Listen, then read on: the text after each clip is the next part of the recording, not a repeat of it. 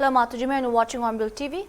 A week after the Cockroach Janta Party, or CJP, wrapped up its month-long agitation over the NEET paper leak controversy in Delhi, Jharkhand is witnessing what many are calling its own Jantar Mantar movement. The issue may be different in detail, but the emotions are strikingly similar. Young people questioning whether years of hard work can still guarantee a fair chance at success. In Ranchi, hundreds of government job aspirants have been camping at Jaipal Singh Munda Stadium since the end of July. What began as a peaceful sit-in has now evolved into one of the biggest student-led protests the state has witnessed in recent years.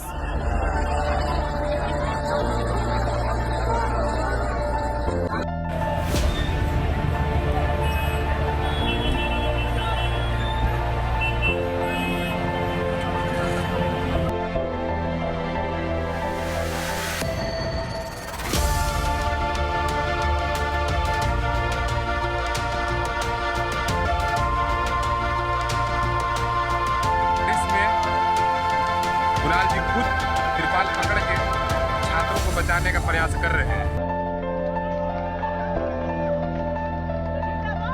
Paper leak की है सरकार।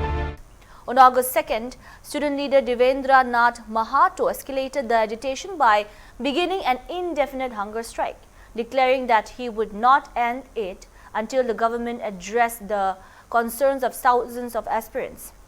The protest is no longer just about one examination. It has become a larger movement demanding accountability, transparency, and fairness in the recruitment process. So, what exactly triggered this agitation?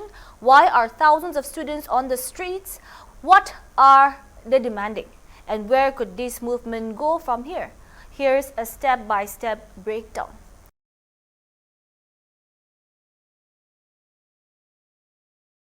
The controversy began on July 2nd, when the Jharkhand Public Service Commission, better known as the JPSC, declared the results of its 14th Combined Civil Services Preliminary Test, commonly known as the PT.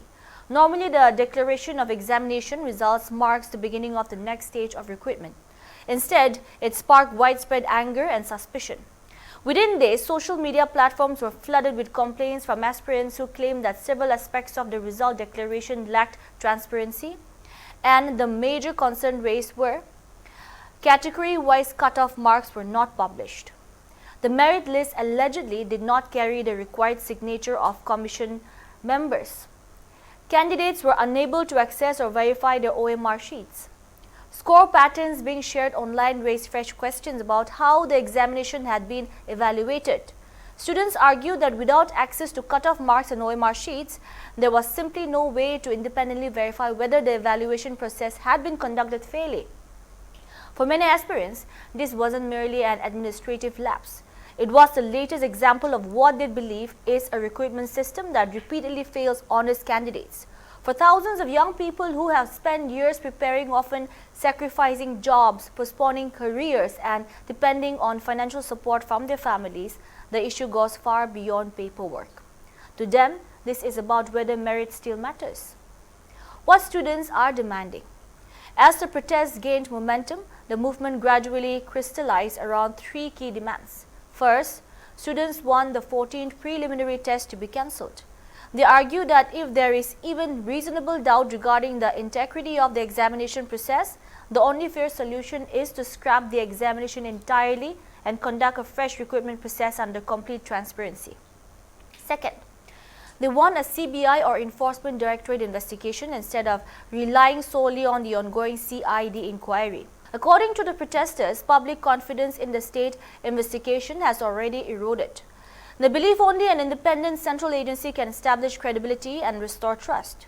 Third, they are demanding broader OMR and transparency reforms. These include making OMR sheets available to candidates, publishing category-wise cutoff marks, releasing complete evaluation details, introducing a fifth option, quote-unquote, not attempted on OMR sheets, which they believe would reduce the possibility of manipulation and improve the integrity of the examination process. In other words, the movement is no longer focused on correcting just one examination. Students say that they want an entire recruitment system that is transparent, accountable, and worthy of public trust. How we got here, a pattern. To understand why emotions are running so high today, it's important to look beyond the current controversy. Many aspirants argue that this isn't an isolated incident. According to students, concerns surrounding recruitment examinations have surfaced repeatedly over the years. Since Jharkhand became a separate state in 2000, several recruitment processes have faced delays, court cases, administrative controversies, or allegations of irregularities. Every time such controversies emerge, students see another batch of aspirants loses valuable years waiting for examinations to conclude or appointments to be finalized. As a result, frustration has steadily accumulated. The 14th JPSC preliminary test has simply become the latest and perhaps the biggest flashpoint in a much larger story. Following growing pressure, students met Chief Minister Hemant Soren and presented their concerns. Soon afterwards, the state government handed the investigation to the CID. Investigators carried out searches at the JPSC office as well as the premises of the private agency associated with conducting the examination. Electronic devices, records, and digital evidence were reportedly seized for investigation. Authorities also began examining allegations relating to digital tampering and OMR data. Meanwhile, the Commission postponed the Civil Services Mains examination and several other recruitment examinations until the investigation progresses. Now, the hunger strike, why now? Although protests had been continuing throughout July, they entered a completely new phase during the final week of the month. On July 29, hundreds of aspirants began an indefinite sit-in at Jaipal Singh Munda Stadium.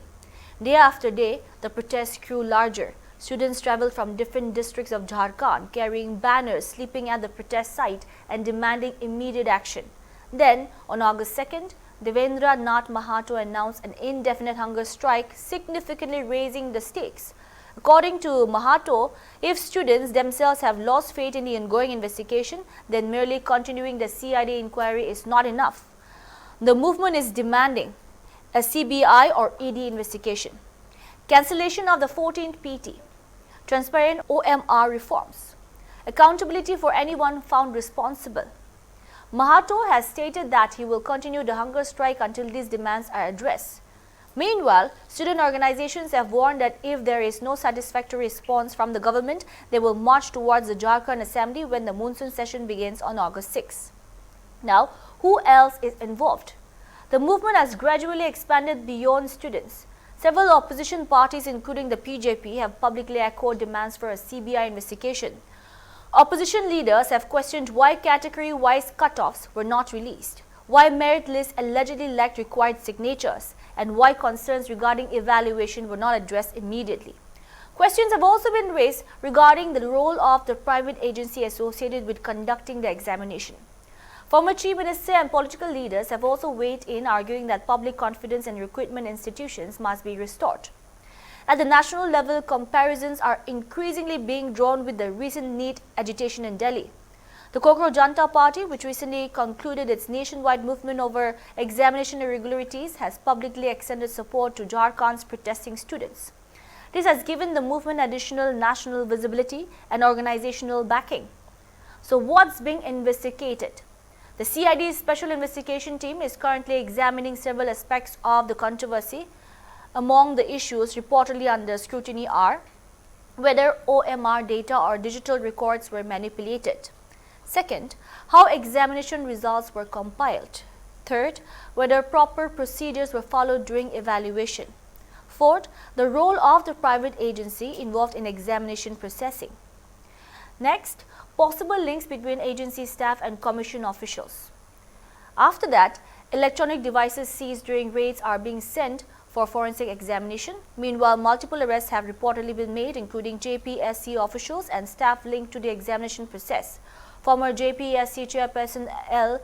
Kyangte has also faced questioning during the investigation before later stepping down.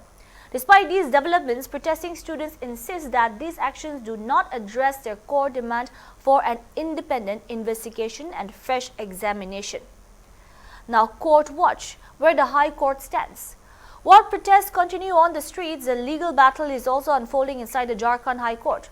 Several petitions challenging the 14 JPSC preliminary tests are currently before the court. However, the judiciary has not issued any sweeping order that would immediately halt the recruitment process. Earlier in July, a division bench declined to stay the PT results and refused interim relief sought by petitioners alleging irregularities in OMR evaluation. As a result, the recruitment process was allowed to continue. Around the same time, other benches also declined requests for urgent hearings, indicating that the matter would proceed according to the court's normal schedule. Towards the end of July, however, developments suggested that judicial scrutiny was intensifying. A single judge sought responses from the JPSC and the state government on petitions seeking cancellation of the examination, release of cut-off marks, disclosure of OMR sheets, and other recruitment-related concerns. Further hearings are expected later. Students argue that although the court are examining the matter, litigation alone may take months or even years. That is why they continue to demand executive action rather than waiting solely for judicial intervention. What could happen next? The coming days would prove decisive. Students have announced plans to gheraw the Jharkhand Assembly when the monsoon session begins on August 6 if their demands remain unmet. For the government, the options appear increasingly limited.